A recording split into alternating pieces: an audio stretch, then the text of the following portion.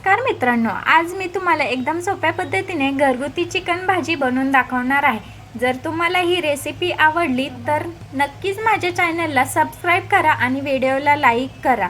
मी इथे अर्धा kilo chicken घेतला आहे, ते 2-3 पाण्याने स्वच्छ धुवून घेतला आहे। त्यानंतर त्यात 2 चमचे हळद टाकली आहे, चवीनुसार मीठ टाकलं आहे आणि अर्धा लिंबू पिळून टाकला आहे। त्यानंतर व्यवस्थित मिक्स करून घेतला आहे आणि 10 मिनिटे चिकन मॅग्नेट व्हायला ठेवलं आहे। त्यानंतर कुकर घेतला आहे, ते गॅसवर ठेवून 5 मिनिट गरम होऊन दिला आहे। त्यानंतर 2-3 चमचे तेल टाकून बारीक चिरलेला कांदा टाकला आहे, कांदा चांगला परतून दिला आहे। त्यानंतर एकदम बारीक चिरून कोथिंबीर टाकली आहे। हे दोन्ही पण एकदम सोनेरी रंग येईपर्यंत परतून घेतला आहे। त्यानंतर मॅग्नेट केलेलं चिकन टाकलं आहे। त्यानंतर चिकन टाकून एकदम परतून चांगलं व्यवस्थित हलवून घेतलं आहे, मिक्स करून घेतलं आहे। त्यानंतर 1 ते 1.5 ग्लास पाणी टाकून ते व्यवस्थित शिजायला ठेवलं आहे। त्यानंतर चिकन व्यवस्थित चांगलं शिजलं आहे।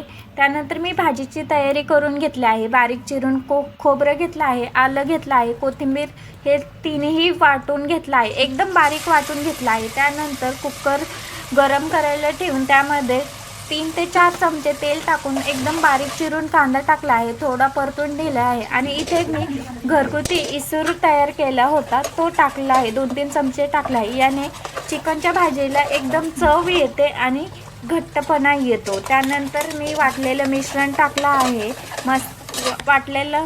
त्यानंतर खडे मसाले टाकले आहेत, घरगुती सगळे मसाले टाकले आहेत, चिकन मसाला टाकला आहे, थोडं पाणी टाकून याला मसाले परतून दिले आहेत। तेल सुटेपर्यंत हा मसाला परतून द्यायचा आहे। तेल सुटेपर्यंत हा मसाला परतून दिल्यानंतर त्यानंतर शिजलेले चिकन टाकून थोडं हलवून त्यानंतर पाणी गरम करून त्यामध्ये हवे तेवढे पाणी जेवढा रस्सा करायचा आहे तेवढं पाणी टाकावे। अशा पद्धतीने मित्रांनो अशी मस्त चिकन भाजी तयार आहे। गरमागरम भाकरी किंवा पोळी बरोबर खायला एकदम झकास लागते। जर तुम्हाला ही रेसिपी आवडली असेल तर व्हिडिओला लाईक करा, शेअर करा आणि माझ्या चॅनलला सबस्क्राईब करायला विसरू नका।